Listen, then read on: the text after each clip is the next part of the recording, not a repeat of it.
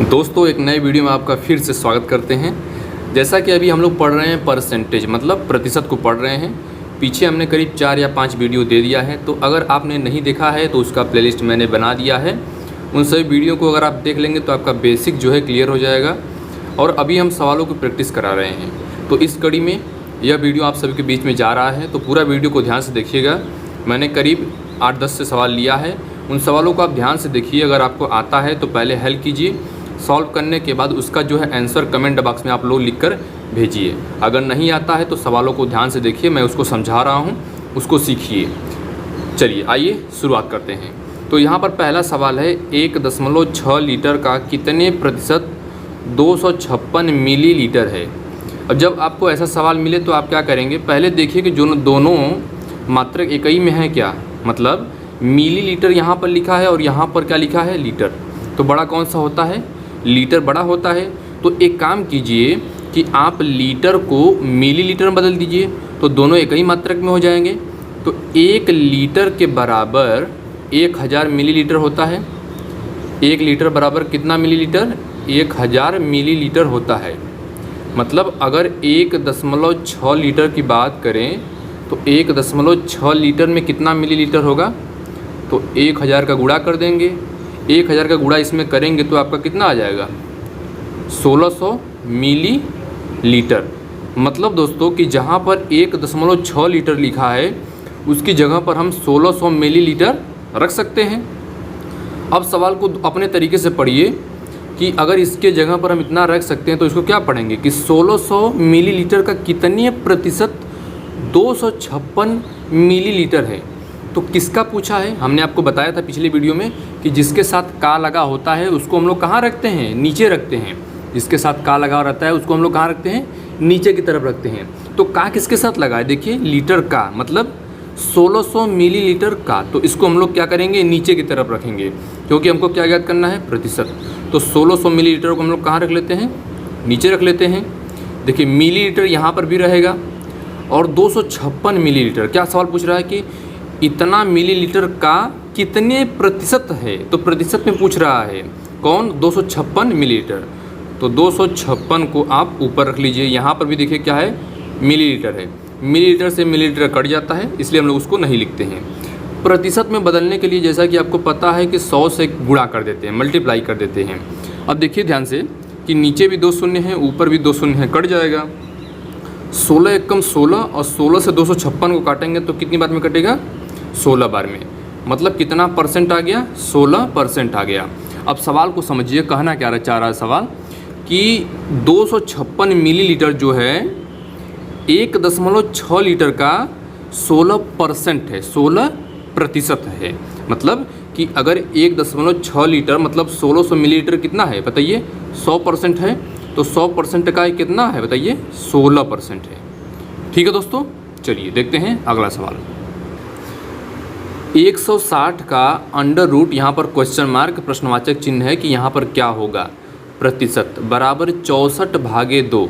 तो यहाँ पर क्वेश्चन मार्क है, इसकी जगह आपको बताना है कि कौन सी संख्या होगी। तो सबसे पहले क्या करते हैं, इसको हल करना शुरू करते हैं। तो 160 का मतलब आप जानते हैं कि गुणा होता है, तो हम लोग क्या लिखते हैं, यहाँ से लिखते हैं 160 का मतलब गुणा होता है, अंडर रूट प्रश्नवाचक चिन्ह की जगह पर आप प्रश्नवाचक चिन्ह रहने दीजिए या फिर यक्स मान लीजिए, कुछ भी मान सकते हैं, कोई दिक्कत नहीं है। बराबर 64 में देखिए 2 से भाग देना है, तो 64 में अगर 2 से भाग देंगे तो कितनी बार में जाएगा, 32 बार में। तभी तो 32 गुना 64 होता है। ठीक है, इतना बात क्लियर हुआ। अच्छा, एक काम यहीं पर कर लीजिए, मैं थोड़ा आपको जल्दी से बता रहा हूँ करने के लिए। प्रतिशत को हटाकर जैसा कि आपको पता है क्या करते हैं, 100 से हम लोग क्या करते हैं, डिवाइड कर देते हैं। ऐसा कर सकते हैं आप आसानी से। अच्छा, 1 शून्य से 1 शून्य काट दीजिए आप, इतना तो कर सकते हैं आसानी से। अब इस सवाल को मैं इधर थोड़ा सा हल करता हूँ। इसके बटा में देखिए 1 कर लीजिए। अब क्रॉस मल्टीप्लाई करके हम लोग हल करते हैं। तो किसका मान ज्ञात करना था, अंडर रूट में जो यक्स है उसको हमको ज्ञात करना, जो यक्स का मान ज्ञात करना है। तो हम एक काम करते हैं कि अंडर रूट यक्स को छोड़कर बाकी जो भी चीज़ें हैं उनको क्रॉस मल्टीप्लाई के रूप में इधर उधर भेज देते हैं। तो देखिए 32 इधर था, बराबर के बगल कितना था, 32 था। तो 32 में किसका गुणा हो जाएगा, 10 का। ठीक है, क्रॉस मल्टीप्लाई हो रहा है तो 32 गुणे 10 हो जाएगा, बटा देखिए यहाँ पर यक्स है तो इसको तो मैंने छोड़ दिया है अभी, तो 1 में किसका गुणा होगा 16 में, क्रॉस मल्टीप्लाई में 1 में किसका गुणा हो गया 16 में। इतना बात समझ में आया आपको? ठीक है, क्रॉस मल्टीप्लाई कर दिया हमने बस। अब देखिए 16 एकम 16 और 16 दूना के 32 हो गया। अब अंडर रूट यक्स बराबर यहाँ पर कितना है, 2 का गुणा 10 में करेंगे तो कितना हो जाएगा 20 हो जाएगा। अब देखिए यहाँ पर एक बहुत बढ़िया चीज़ आ गई, यहाँ पर एक सीखने को मिलेगा। जब मैं आपको घातांक कड़ी वाला चैप्टर पढ़ाऊँगा तो आपको ये सब चीज़ें बताऊँगा मैं आपको। कोई भी संख्या है, देखिए अगर कड़ी के अंदर है, कड़ी को हटाकर दूसरी तरफ ले जाना है, बराबर के दूसरी तरफ ले जाना है, तो कड़ी अगर इधर हटती है, यहाँ से हटाकर दूसरी तरफ भेजते हैं तो इधर वाली संख्या क्या हो जाती है, स्क्वायर हो जाती है। मतलब कि अगर हम सिर्फ इसको यक्स छोड़ दें, कड़ी को हटाकर हम दाहिनी तरफ भेज दें तो क्या हो जाएगा 20 के पावर 2 हो जाएगा, मतलब 20 का स्क्वायर हो जाएगा। इस तरीके से यक्स का मान कितना हो जाएगा 20 का स्क्वायर मतलब 400। तो इसका मान कितना आ गया 400 आ गया। ठीक है, हम उम्मीद करते हैं कि दूसरा सवाल समझ में आ गया, मैंने बहुत ही बेसिक से बताया आपको।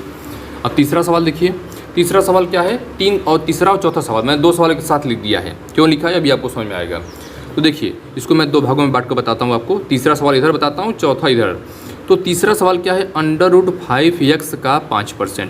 तो अंडर रूट 5 इसके अंदर ही यक्स है, कड़ी के अंदर ही यक्स है, का 5% बराबर कितना है 0.02 है। और यक्स का मान आपसे पूछ रहा है, तो एक काम कीजिए कि पहले तो परसेंटेज को हटा दीजिए। तो प्रतिशत को हटाकर आप यहाँ पर 100 लिख सकते हैं, बिल्कुल लिख सकते हैं भाई साहब। अब देखिए दशमलव यहाँ पर लगा है, पीछे से 2 अंकों के बाद दशमलव लगा है। मैंने आपको दशमलव वाले नियम में बताया था किस तरीके से दशमलव हटाते हैं। ठीक है, तो दशमलव को हटा देंगे। जब दशमलव को हटाएंगे तो नीचे कितना आ जाएगा 100 आ जाएगा, क्योंकि 2 अंकों के बाद दशमलव लगा है तो 1 के पीछे 2 शून्य लगा देंगे। अगर 3 अंकों के बाद लगा होता तो दशमलव को हटाने के लिए 1 के बाद 3 शून्य लगा देते हैं। ठीक है दोस्तों, अब देखिए इधर भी 100 है, इधर भी 100 है, दोनों कट जाएगा। ठीक है, अब देखिए क्या क्या बचा हमारा, यहाँ पर बच गया अंडर रूट 5 यक्स इंटू 5 बराबर, इधर कितना बचा आपका 2 बचा है। तो देखिए यहाँ पर 5 जो है गुणे में है, तो अगर इसको बराबर के इस साइड भेज देंगे तो भागे में हो जाएगा, मतलब बटे में हो जाएगा। तो हम एक काम करते हैं कि अंडर रूट 5 यक्स को जस का तस छोड़ देते हैं, बाकी जो 5 है उसको इधर हम भेज देते हैं। ठीक है, क्योंकि यक्स तो हमारे यहीं पर है, यहीं से हमको मान निकलेगा, तो इसको हम लोग एक तरफ रहने देते हैं। अभी मैंने आपको पिछले सवाल में बताया था कि कड़ी को अगर एक तरफ से दूसरी तरफ भेजते हैं तो दूसरी तरफ जाके क्या हो जाता है स्क्वायर हो जाता है, मतलब वर्ग हो जाता है। तो यहाँ पर हम क्या कर सकते हैं, सिर्फ 5x को छोड़ दें, 5x को अगर छोड़ देते हैं और जो इधर कड़ी है उसको उठाकर हम लोग इधर भेज देते हैं, तो इधर वाली संख्या क्या थी हमारी 2/5 थी, इसका क्या हो जाएगा वर्ग हो जाएगा। इतनी बात क्लियर है, एकदम बेसिक सा है। मैंने आपको जो सवाल पिछला बताया उसी के बेस पर है। अब देखिए, अच्छा इसका वर्ग कर देंगे तो कितना आ जाएगा बताइए, 2 का वर्ग हो जाएगा 4 और नीचे कितना हो जाएगा 5 का वर्ग 25 हो जाएगा। मतलब 5x के बराबर कितना आ गया 4/25 आ गया। अब हमको ज्ञात करना है सिर्फ x का मान, तो x का मान ज्ञात करना है तो 5 को हटाना पड़ेगा। तो देखिए यहाँ पर कितना आपका बचा है, इधर आपका बचा है 5x बराबर 4/25, यही तो बचा है, यही बचा है ना। अब बटा में 1 कर दीजिए, क्रॉस मल्टीप्लाई कर दीजिए। तो हम एक काम करते हैं कि x को ये पे छोड़ देते हैं, बाकी क्रॉस मल्टीप्लाई कर देते हैं। तो x को अगर छोड़ देंगे तो 4 में देखिए अगर 1 का गुणा करेंगे तो 4 होगा बटा के, 25 में हम 5 का गुणा कर देंगे तो कितना हो जाएगा 125 हो जाएगा। इस तरीके से आपका आंसर कितना आ गया 4/125 हो गया। ठीक है दोस्तों, मैंने थोड़ा जगह नहीं था इसलिए मैंने थोड़ा छोटे छोटे में आपको समझाया, लेकिन आपको समझ में आ गया होगा। अब चौथे सवाल को देखिए, बहुत ही बेसिक सा सवाल है, लेकिन अगर आपने पहले ऐसे सवालों को सॉल्व नहीं किया होगा तो थोड़ा सा आप दिक्कत में हो जाएंगे। तो लिखा है 5 संबंधे 4 मतलब 5:4 को प्रतिशतता में बदलें। ठीक है, परसेंटेज में कन्वर्ट करना है कि इसका संबंध जो दिया है या प्रतिशतता में बदलने पर कितना इसका मान कितने % आएगा। तो 5 संबंधे 4 का मतलब हो गया 5/4। जो संख्या आगे रहती है पहली संख्या उसको ऊपर लिख देते हैं, जो इसके बाद वाली संख्या होती है उसको नीचे लिख लेते हैं। तो प्रतिशत में बदलने के लिए हम लोग क्या करते हैं बताइए, 100 से गुणा कर देते हैं भाई साहब। तो 4 से भाग दे देंगे 100 में तो कितने बार में जाएगा 25 बार में जाएगा, ये तो होगा। और 25 का गुणा 5 में कर देंगे तो कितना हो जाएगा 125% हो जाएगा। ठीक है दोस्तों, जैसे आपको दे दिया गया कि 6 संबंधे 4 को प्रतिशतता में बदलिए। तो जो संख्या आगे रहती है उसको आगे लिख लीजिए, जो संख्या नीचे है उसको नीचे लिख लीजिए। यहाँ पर कुछ और हो सकता है, जैसे मान लीजिए यहाँ पर 8 हो गया, तो क्या करेंगे, कुछ नहीं करना, जैसे हम लोग कर रहे हैं वैसे करना। यहाँ पर 8 लिख लीजिए बस, तो 6 बटा के 8 हो गया, और गुणा कर दीजिए 100 से। इसको कट कर लीजिए, देखिए 2 3 6 हो जाएगा, 2 चौका 8 हो जाएगा, और 4 से इसमें भाग दे देंगे तो 4 25 हम 100 हो जाएगा। 25 का गुणा 3 में कर देंगे तो कितना हो जाएगा, 75% हो जाएगा। ठीक है, अगर संबंध वाली संख्या ऐसे मिलती तो आप इस तरीके से कन्वर्ट करेंगे, इस तरीके से हल करेंगे। अगली सवाल देखिए, 12% जो है 20% का कितने प्रतिशत है। अब इस सवाल में थोड़ा सा कन्फ्यूजन आपको हो सकता है, लेकिन सवाल एकदम बेसिक सा है, बस आपको समझना है थोड़ा सा। क्या समझना है मैं आपको बताता हूँ। क्या पूछा है कि 12% 20% का कितने प्रतिशत है। मतलब दोस्तों की जो पहली संख्या है वह भी प्रतिशत में है, दूसरी संख्या भी प्रतिशत में है, और अंत में सवालों को हल करने के बाद प्रतिशत में ही बदलना है। तो जैसे हम लोग सवालों को हल करते हैं वैसे ही करेंगे।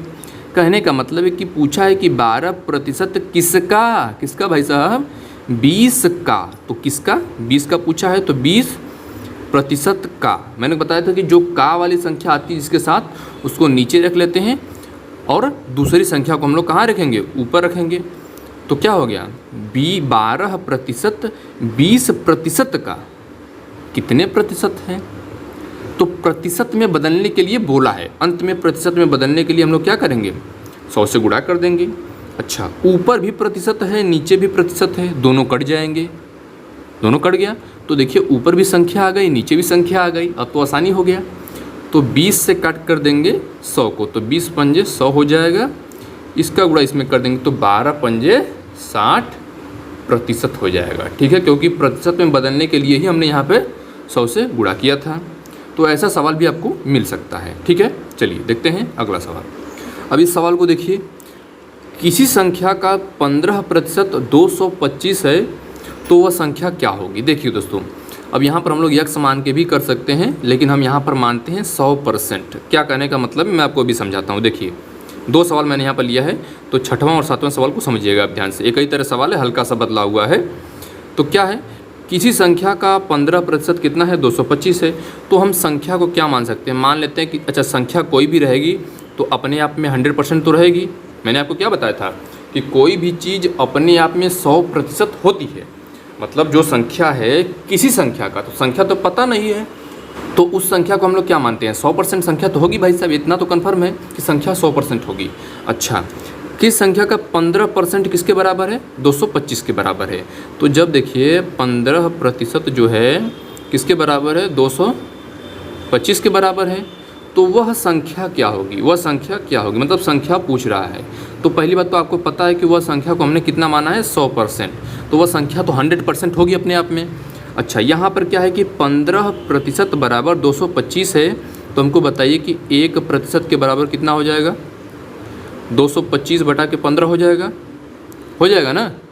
जब 15% बराबर 225 है तो 1% बराबर 225 बटा के 15 हो जाएगा। और संख्या कितनी है, 100%। तो जब 1% बराबर इतना है भाई साहब, तो 100% बराबर कितना हो जाएगा बताइए, 225 बटा के 15 और गुणा 100 हो जाएगा। कितना आसान हो गया। बस अब यहाँ से आप हल कर लीजिए इसको। तो इसको देखिए कट करेंगे तो कितने बार में कटेगा आपका, तो 15 से इसको कट कर देंगे तो आपका कट जाएगा 15 बार में। 15 हम कितना होता है, 225 होता है, और इसका गुणा इसमें कर लेंगे तो संख्या आपकी कितनी आ जाएगी बताइए, 1500। संख्या कितनी आ गई, 1500, क्योंकि हमने 100% किसको माना था, संख्या को माना था।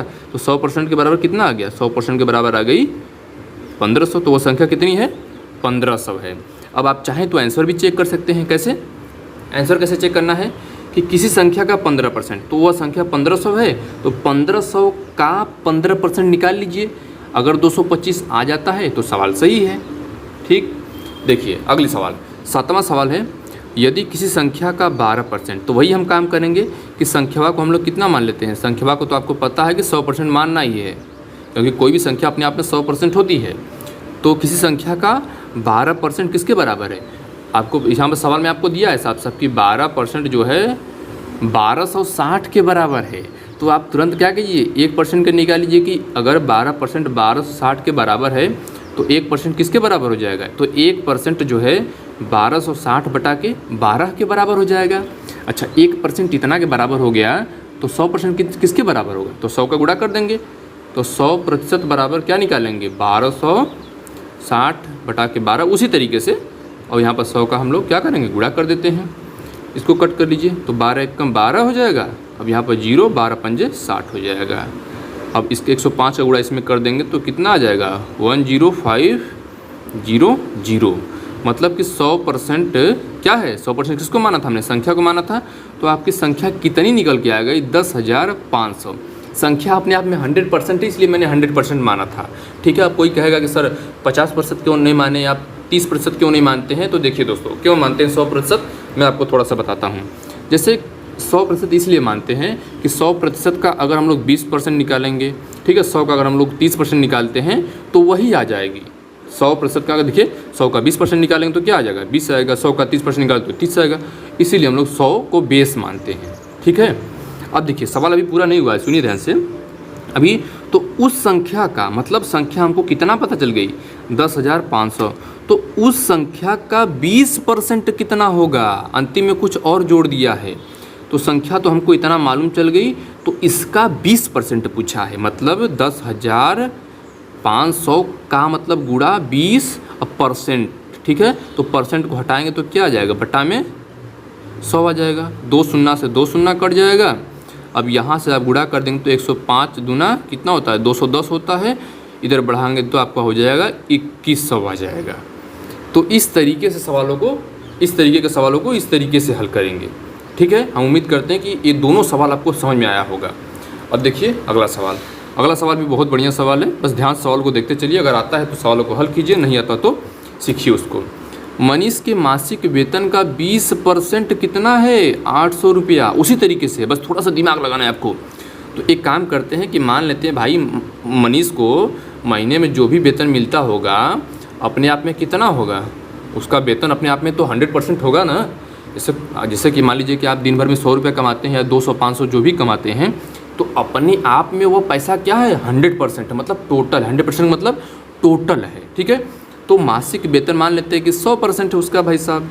अच्छा मासिक वेतन 20% 800 रुपये के बराबर है। मतलब कि जो 20% है किसके बराबर है? 800 रुपये के बराबर है। तो जब 20% इतना के बराबर है तो 1% कितना के बराबर हो जाएगा? 800 बटा के 20 के बराबर हो जाएगा कि नहीं? बताइए। तो यहाँ से कट कर दीजिए, 1 शून्य से 1 शून्य कट जाएगा। यहाँ पर कितना आ जाएगा? 40। 1% बराबर कितना आ गया? 40 आ गया।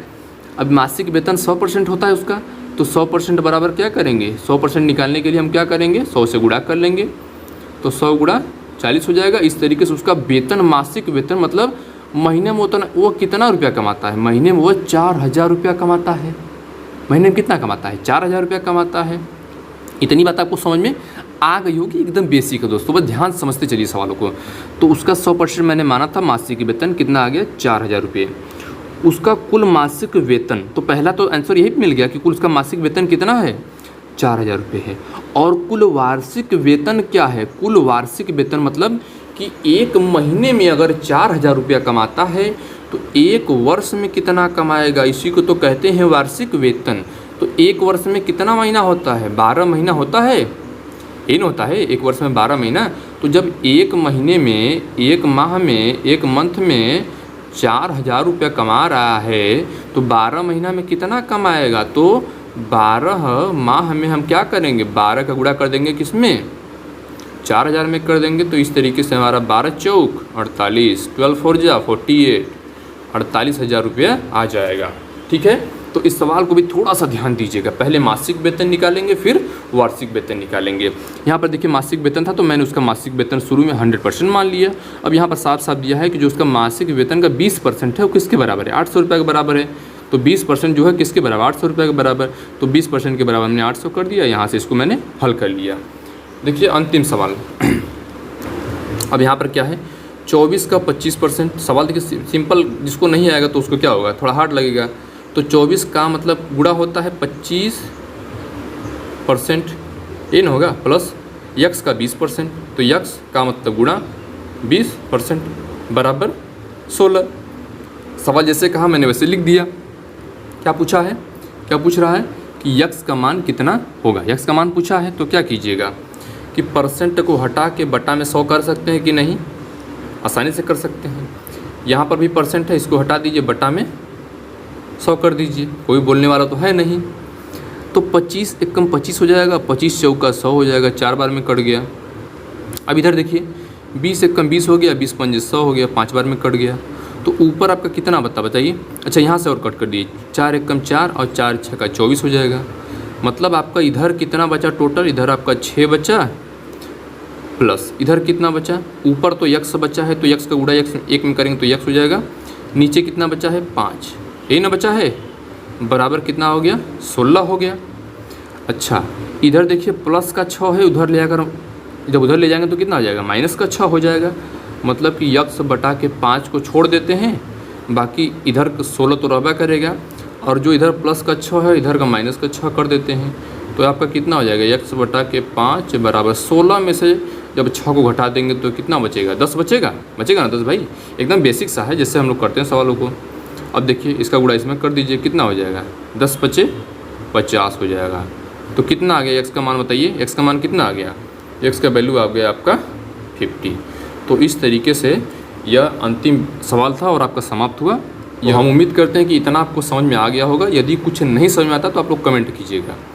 इस वीडियो में इतना ही, चलिए मिलते हैं अगले वीडियो में, धन्यवाद।